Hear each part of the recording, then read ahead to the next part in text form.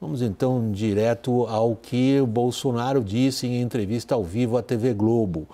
Vamos primeiro conversar com o nosso repórter Pedro Duran, ele traz os detalhes. Pedro, boa noite para você aí no Rio. Oi, William. Boa noite para você, para todo mundo que participa e acompanha o WW.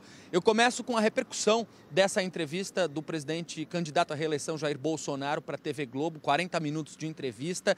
Eu falei com uma pessoa do comando da campanha de Bolsonaro que me resumiu a entrevista como bastante positiva. Uma pessoa que está conduzindo a estratégia de Bolsonaro nessa tentativa da reeleição. Mas ele próprio mostrou uma certa satisfação com o resultado da entrevista, já que depois da entrevista foi recebido ali num cercadinho de fato por apoiadores. Tem até uma imagem que o Leandro Santana fez, nosso repórter cinematográfico, que registra o presidente Jair Bolsonaro dançando, fazendo uma dancinha ali depois de sair dos estúdios do Projac aqui na Zona Oeste do Rio de Janeiro. Pois bem, quais foram os temas que marcaram essa entrevista? Primeiro, claro, o fato de ele ter feito, como você bem destacou, William, esse compromisso de aceitar os resultados das eleições deste ano, se as eleições forem limpas. Essa foi a ressalva que fez o presidente Jair Bolsonaro, que disse que a questão com o STF está pacificada, na opinião dele, e mais especificamente com o ministro Alexandre de Moraes, que assumiu o comando do TSE e na posse de quem Bolsonaro esteve nos últimos dias. Além disso, Bolsonaro foi questionado sobre a economia, disse que foi prejudicado pela pandemia e pela guerra da Rússia com a Ucrânia, mas que vai manter o modelo econômico conduzido pelo ministro da Economia, Paulo Guedes. Paulo Guedes, que aliás veio aqui para o Projac, mas não participou dessa interação direta com os apoiadores, ficou ali mais afastado, falando ao telefone, mas acompanhou o presidente Jair Bolsonaro, assim como uma grande comitiva de ministros e assessores que vieram para cá. Para se ter uma ideia, um número muito grande mesmo para uma entrevista de televisão. 4 vans e 10 carros de passeio, todos eles vieram para cá, trazendo esse grupo que veio com o presidente Jair Bolsonaro, que está baseado no Campo dos Afonsos, aqui no Rio de Janeiro, uma área militar, e que amanhã vai para São Paulo, onde vai cumprir vai ter algumas agendas de campanha por lá. Volto com vocês, William. Obrigado, Pedro. Boa noite para você aí no Rio. Vamos começar por Brasília, análise, afinal de contas, vamos entrar um pouco mais na substância do que foi dito ou não foi dito nessa entrevista do Jair Bolsonaro ao Jornal Nacional. Thaís, 4 anos atrás, nós vimos um candidato à presidência, Jair Bolsonaro, deputado, entrar na entrevista e sair maior do que ele era quando ele entrou na entrevista. E hoje? William, boa noite. A avaliação de pessoas que acompanharam a entrevista, não só de aliados, é de que o presidente foi bem, não escorregou, nem fez nenhum golaço. Essa foi a principal avaliação, de que o presidente conseguiu manter ali, atingiu o objetivo. Ouvi essa expressão agora há pouco de um integrante da campanha. O que ele quer dizer com isso? Quer dizer que o presidente Jair Bolsonaro não cometeu nenhum deslize, não foi grosseiro, isso também ouvi, não cometeu indelicadezas. Há uma percepção de que ele dedicou muito tempo às respostas em relação às urnas /TSE, Tribunal Superior Eleitoral, e à pandemia, que ele poderia ter reduzido um pouco mais essas respostas para aí sim conseguir falar um pouco mais de outros assuntos, economia, por exemplo, William. Caio, há realmente um ponto da entrevista que é chocante, quando ele disse que chamou alguém de canalha, mas não xingou. Exatamente. Essa, talvez ali, em termos gerais, eu achei o Bolsonaro mais pacificado, mais domesticado. Acho que é muito mais fácil você ser oposição, como em 2018, do que você ser governo e ter 4 anos para prestar contas. E nessa parte, que foi a primeira parte, né, os primeiros 10 minutos, acho que é o lead, né, que a gente chama no jargão jornalístico, essa insistência dele em manifestar essa pacificação, domesticação, né, que é alguém que precisa conquistar um eleitor de centro que não aceita radicalismos, muito embora nesse mesmo bloco, né, esses primeiros 10 minutos, ele deixou claro ali que se as eleições forem limpas, ou seja... Há um outro ponto claro... aí que eu queria colocar isso para que você prossiga nessa linha. Ele fala, se não me engano, em boa parte, o atestado de idoneidade das urnas vem pelas Forças Armadas. Sim. Isso, ele ressalta isso, né? Que bom que os militares estão ali, amanhã tem esse encontro, mas nessa resposta ficou claro que se ele perder ele vai contestar e vai ter algum tumulto. Isso me ficou muito claro, porque quando ele usa a condicionante, se as eleições forem limpas, o que isso significa? É só se ele ganhar? Né? Então, vejo nas nuances, né? Uma pequena contradição, porque ele estava mais pacificado. Ele foi para tentar avançar num eleitor de centro, para mostrar que não é raivoso, que não é radical, mas ele condiciona a não contestação a uma eleição limpa, seja lá o que isso for. Ficou para você também essa noção de dubiedade quando a gente fala da postura dele frente aos resultados da eleição / transparência das urnas? É que ao longo do tempo ele foi se colocando nessa posição que é difícil, né, William? Se ele assume, diz que vai respeitar as eleições, não importa o que aconteça, ele está indo um pouco contra o discurso todo que ele fez e desagradando a sua base. Mas também ficou claro que o Caio estava falando de mostrar essa proximidade com Alexandre de Moraes. Ele até menciona, vocês devem ter visto, a proximidade entre nós dois, que eram os cochichinhos ao pé do ouvido antes do início da cerimônia do TSE. Agora, Bolsonaro ele tinha 2 objetivos, eu acho, nessa entrevista. O primeiro deles era não escorregar. Então, pular uma fogueira, eu ouvi essa expressão, né? Num ambiente hostil, onde havia muito receio que ele se descontrolasse, isso não aconteceu. O outro, que é mais complicado, é reconquistar o bolsonarista arrependido de São Paulo e de Minas Gerais. É aí que está a grande oportunidade dele de talvez virar essa eleição. E aí ficou um pouco mais complicado. Embora pode ter uma retórica ali, que o Caio falou, de um presidente mais calmo, principalmente nas questões ligadas à pandemia, que é onde ele realmente não encontra, ele não tem muita resposta ao comportamento que ele teve. Talvez, todos nós vivenciamos isso. E aí ficou complicado para ele se posicionar e eu acho que reaviva um pouco na mente das pessoas o que foi aquele período que vivemos. Gostei do teu verbo reaviva. Ele é fundamental na política. Reaviva significa, na minha leitura do que você acabou de dizer, recordar feitos em função do que a gente espera que vai acontecer. Então aí vai minha provocação a você, Thaís. O que ele me pareceu ali muito empenhado em fazer foi reavivar o que possa ser uma crescente compreensão de melhoria do cenário econômico. Talvez tenha sido o ponto da entrevista no qual ele teve mais, digamos, até certa naturalidade em tratar de defender aquilo que ele, Bolsonaro, considera, que sejam as conquistas do seu governo em termos de economia. Como é que ele se deu? Sim, este momento da entrevista, de fato, o presidente estava mais sereno, porque embora ele não tenha escorregado, nitidamente parecia nervoso, né? Natural. Estava numa entrevista ao vivo, mesmo sendo presidente da República, parecia bastante nervoso, principalmente no começo. Mas o interessante, e aí eu puxo a atenção para o fato daquilo que ele não falou, William, me chamou bastante atenção o fato de ele não fazer tantas referências, fez muito brevemente, ao seu principal adversário, o ex-presidente Lula. O que a gente poderia imaginar que para conquistar esse eleitor que a Raquel citou, e que a gente vê de estratégia da campanha do presidente Jair Bolsonaro, de reavivar o antipetismo, de reavivar corrupção, isso ele não conseguiu fazer. Não sei se foi uma estratégia de fato ou se foi apenas falta de tempo, se ele não conseguiu conduzir por esse caminho. É um ponto interessante que a Thaís está levantando, Caio. A gente pode supor que alguém que entra numa situação como essa na qual ele entrou, precisando tirar votos do seu principal adversário, e linkando com o que a Raquel acabou de dizer, ele precisa tirar esses votos em Minas Gerais e São Paulo, basicamente. Onde ele pareceu para você mais, digamos, focado?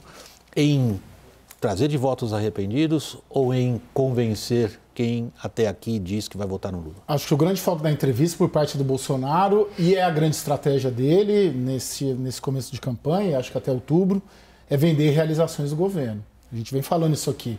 Por isso que na economia ele se sente muito à vontade, porque tem uma leitura do governo que a economia foi muito bem sucedida, com Pronamp, com PIX e por aí vai. E onde que os pontos fracos dele e do governo dele ficam muito claros, que é a gestão da pandemia, essa questão democrática, né, autoritarismo e por aí vai. Mas se eu pudesse resumir a entrevista, e tem a ver com o que a gente ouve da campanha, que é a grande estratégia, vender realizações. E junto-se a isso, vender, vamos dizer assim, até no jargão jornalístico, mas a narrativa para a Amazônia, principalmente, a narrativa do governo para a pandemia, né? O que a gente viu ali é o que ele vai levar... Eu brinquei no começo, o que ele fala no cercadinho. Exatamente o que ele fala no cercadinho. É o que ele vai levar para a campanha, é o que ele vai levar nos debates. Eu tenho uma dúvida se a questão do Lula é diferente o formato de entrevista de um formato de debate, né? Formato de debate, você está confrontando o seu adversário. Formato de entrevista, os entrevistadores vão colocando os temas. Então, não sei se ali tinha muita margem. E penso que a venda de realizações, pelo menos o que a gente ouve dos marqueteiros ali, do pessoal da chamada ala política, do QG da campanha do Bolsonaro, é vender o governo, porque eles acham que o governo entrou em briga com a mídia não ressaltou os benefícios do governo, que teve problema de comunicação interna e por aí vai. Então a minha leitura ali vamos vender o governo, vamos vender o que a gente fez de bom, por isso que na parte de economia ele navegou melhor do que nos pontos frágeis do governo. Mas foi um trecho muito pequeno da entrevista, né? Vários temas importantes da economia nos quais nem se mexeu. Agora, mas, por exemplo... Ai, desculpa. Thaís, não, desculpa, Thaís. Eu que peço desculpas. Prossiga, por favor. Quando ele fala do Ministério da Educação e fala para o Bonner, cadê os dutos, né, do dinheiro? Ali eu imaginei que ele fosse colocar uma comparação. Me surpreendeu o fato de ele não trazer esse tema, que a gente sabe que vai estar no programa eleitoral, está nas postagens dos aliados. O próprio ministro da Casa Civil, Ciro Nogueira, já começou a fazer referência a essas questões relacionadas ao PT. Ali me chamou a atenção o fato de ele não trazer isso para essa entrevista. Deixa eu prosseguir nesse teu raciocínio, Thaís, porque me parece bastante original nesse ponto. A tua pergunta é, partindo dessa constatação, que ele não se colocou em oposição ao seu principal adversário. Isso durante a entrevista inteira ele não faz isso. Ele não se coloca, eu sou melhor do que ele, ou eu não fiz o que ele fez, ou o que seja. Mas, de fato, a gente olha para a entrevista, ele se recusou a fazer isso. Isso é intuição ou é estratégia? Pois é, essa é a grande questão. Você acha, Raquel? É achismo mesmo, Raquel. Não sei, William. Não, eu não vejo como uma estratégia para entrevista já trazer o principal adversário que lidera as pesquisas. Você acha que foi de caso pensado? Eu acho que sim. E tem a dinâmica de uma entrevista que também não é você confrontando a pessoa, não é um horário eleitoral gratuito que vai mostrar lá. Não, mas Caio, todo entrevistado experiente como ele, ou como o Lula, ou como qualquer político profissional, leva a entrevista para onde ele quer. Sim. Mas também você dá espaço para o seu adversário, um espaço que é seu, né? Sim. Um espaço que é seu. Eu ainda acho que a grande linha é vender o governo. Porque eles ressentem isso e eles acham que eles vendendo o governo e principalmente as narrativas, não estou colocando só a economia, é uma estratégia central, além do antipetismo, além da pauta de costumes, tem outra questão que não entrou também, né? Pauta de costumes... Nem religião. Zero, nem religião, né? Eu queria chamar a atenção para um outro ponto. Um momento em que ele é questionado sobre hoje o Centrão ser a base do seu governo e que ele responde de uma maneira muito assertiva, né? Você está querendo me colocar como um ditador, porque se eu não posso governar com o Centrão, eu também... então você quer que eu seja um ditador. E ali acho que faltou um pouco de uma ponderação de que as coisas não deveriam ser assim, né? Você não precisa nem ser um ditador, nem governar com o que o Centrão ali é usado de uma forma pejorativa como a corrupção, a velha política. Ali acho que faltou um pouco de malícia, talvez, dos entrevistadores para colocar isso para ele. Não precisa ser uma coisa ou outra.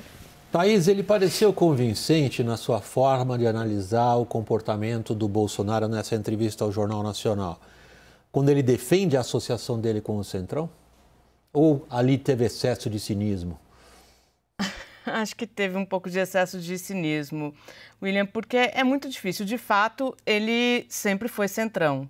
Bolsonaro sempre foi filiado a partidos do chamado centrão. Ele disse, na minha época não era centrão. Não existia centrão. Sempre foi centrão. Não, vai me desculpar, eu cubro política desde o Sarney, já existia o centrão desde o Sarney, lá em 1980 e nada. É dele que você sabe, né? Robertão, o pessoal esqueceu, já falecido, que Deus o tenha. Mas, enfim, essa expressão centrão é tão velha quanto a política da redemocratização. Sabe o que é interessante, William? Na semana passada, naquele incidente com o youtuber, o presidente, em determinado momento, quando ele volta, ele faz uma espécie de aula política ali para o youtuber, né? E explica que ele não tem como não governar com essas pessoas, afinal de contas, elas são mais de 300 numa Câmara de 513, e ele não tem como fazer com que as coisas que ele quer aprovar sejam aprovadas nesse Congresso. Mas o fato é que o presidente de 2018, aquele da antipolítica, hoje ficou bastante claro que ele não existe mais. Ele agora o que a campanha tenta evitar, é um presidente do antissistema que ainda existe, né? Ele não confia nas urnas, ele não confia no sistema eleitoral, ele diz que vai respeitar desde que as eleições sejam limpas, mas aquele presidente, aquele candidato a presidente que achava tudo isso que está aí ruim e que eu vou ser eleito para livrar vocês do centrão, ele foi esquecido. De fato, ele não existe mais. E assim, é muito difícil saber quem é o Bolsonaro de fato, né? Saber qual é a identidade real dele. Essa é uma dificuldade. Tudo bem, não, já desde os nossos tempos gloriosos do jornal da CNN, que a gente vem fazendo esse exercício noite após noite, tentar entrar na cabeça do Bolsonaro. Várias vezes nós ficamos assim, é difícil. O que você está colocando será que este personagem, ele representa às vezes um personagem conforme a oportunidade que o momento lhe oferece? Agora a pergunta continua de pé, Caio. Quando a gente olha para o personagem Bolsonaro que diz, xinguei, mas não xinguei. O STF, por exemplo, está me atrapalhando agora na questão tributária. Tem uma hora que ele fala ali, eles que estão impedindo que a gente possa reduzir impostos sobre quantos produtos ele falou? 4 mil, não sei quantos produtos, não foi? Ele citou, eu não me lembro dos produtos, mas ele citou especificamente o IPI. Assim, na casa dos milhares. O imposto sobre produtos milhares. Industrializados. Ele, na sua opinião, porque o problema dele é conseguir roubar votos do adversário, ele é convincente quando ele faz essa defesa do Centrão? Bolsonaro conviveu 27 anos dentro do Congresso. Ele viu 2 impeachments, né? Fernando Collor e a Dilma Rousseff. Ele sabe que presidente que não se alia cai. O Lula, aliás, sabe isso e dá as declarações para justificar também o histórico petista de aliança com PL, PP, não era nem PP na época, né? Era PL, PP e o PTB. Mudam os siglas, mas as figuras são as mesmas. Tem essa vantagem, a gente não precisa ver a sigla, é só olhar o retrato do cidadão. Presidente que não se alia e que não faz aliança, cai. Jânio Quadros, né? Acho que Júlio Prestes, né? Washington Luiz, tem na história. Ih, você foi lá para trás, tudo bem. Fui, né? Foi. Mas assim, é uma leitura comum e é uma justificativa comum. Agora, o Bolsonaro de hoje, ele é um presidente da República tentando a eleição. Ele não é um deputado parlamentar do baixo clero atacando todo mundo. E ele consegue, de certa maneira, até uma proeza, que é ser um antissistema por dentro do sistema. E quando ele é antissistema estando no sistema, ele alimenta a base dele, ele alimenta os 20%, 25%, 15%. Então, mas rouba o que ele tem que roubar do adversário? Não, aí ele não consegue avançar. Mas quando ele está pacificado, quando ele fala da urna... Porque o eleitor que ele precisa conquistar não é um eleitor tradicionalmente bolsonarista, porque esse eleitor tradicionalmente bolsonarista já está com ele. Okay. Ele precisa conquistar ali uma maçaroca ali de 20%, desculpa a expressão, né? Mas ele tem 20% de eleitores, 25% que estão voando, mas que estão do lado de lá. E ele precisa atrair. E ele não vai atrair atacando a urna, atacando o Alexandre, atacando o Supremo. Ele vai atrair sendo um cara mais pacificado, porque o eleitor que já está cativo dele não vai migrar para o outro candidato. Então ele precisa vestir esse figurino, lembrando que é um presidente da República em reeleição. Não adianta ele chegar como em 2018 atacando todo mundo. Ele precisa vender, precisa falar o que fez para o eleitor falar, poxa, então eu vou mais 4 anos com ele. Não, você só precisava tossir, tá ótimo. Thaís, em relação à política ambiental, o Bolsonaro assume as mesmas posições defensivas que o deixaram como pária internacional nos últimos 4 anos. Parece ser uma situação que pouco o importa, a julgar pelo fato da gente não ver uma mudança, uma alteração substantiva, embora ele tivesse sido obrigado a demitir um ministro do Meio Ambiente, embora ele tivesse sido obrigado a mudar posturas de política externa em relação à questão ambiental. Quando a gente vê o ator político Bolsonaro falando sobre o ambiente, ele ocupa as mesmas trincheiras de 4 anos atrás. De novo, voltamos para o nosso exercício de toda a noite, Thaís. É duro entrar nessa cabeça. É duro entrar nessa cabeça. Assim, vou fazer uma análise do que eu tenho ouvido da campanha. Por que é duro entrar nessa cabeça? E é duro também para quem está do lado dele, William, porque o que eu consegui entender? Consegui entender que há uma comemoração pelo fato do presidente não ter saído da linha, mas, ao mesmo tempo que há essa comemoração, é porque havia uma apreensão. Havia uma apreensão do presidente ser aquilo que ele é, porque ele tem convicções bastante formadas sobre os mais variados assuntos. O meio ambiente é um deles. E essas convicções, por tudo que a gente conhece do presidente Jair Bolsonaro, por tudo que ele diz, por tudo que ele fez durante esse período, elas não estão baseadas muito na repercussão dessas ações ou desses achismos dele. Estão baseadas apenas no que ele acredita. Então, tirar isso do presidente Jair Bolsonaro por completo também é um desafio para essa campanha. Limpar ele de todas essas convicções que não agregam votos. No caso específico do meio ambiente, acho que ele fala mais para fora, né? E talvez para o empresariado, talvez para aquelas empresas que estejam mais preocupadas com sustentabilidade, com a relação do Brasil com a comunidade internacional, é difícil também. Então, vez ou outra, um integrante da campanha comemora de fato, fala, hoje a gente conseguiu, mas não vai ser sempre. Então, talvez o presidente não tenha escorregado tanto por não ter tido tanto tempo ali naquela pauta. Fez o que ele fez, mas os outros aspectos talvez tenham segurado um pouco mais. Mas em nenhum momento ele abandona as convicções dele, William. Mesmo quando ele diz, né, vocês viram minha proximidade com o Alexandre, o ministro da Defesa amanhã vai se reunir com o Alexandre de Moraes, ele insiste que a eleição vai ser respeitada se forem livres e transparentes. Meio ambiente é exatamente o mesmo discurso de sempre. Pandemia é exatamente o mesmo discurso de sempre. Ele pode ter ido um tom abaixo, tentando mostrar mais calma, mais tranquilidade, mas em nenhum momento ele abandonou nenhuma das convicções dele. O que a gente nunca pode dizer do Bolsonaro é que ele não é autêntico. Ele é inassessorável. Intutelável. Inassessorável, intutelável menos ainda. Inassessorável a gente pode supor. Agora, para arredondar uma manchete, aí em cima dessa palavra que eu estou te provocando agora, Caio. Essa entrevista mostrou que ele é inassessorável ou que eventualmente ele leva alguma coisa em consideração do que os assessores dizem para ele? Tem levado em consideração o que os assessores levam, sim, tem levado sim, porque os assessores não levam só o conselho, meu chapa, maneira. Eles levam pesquisas.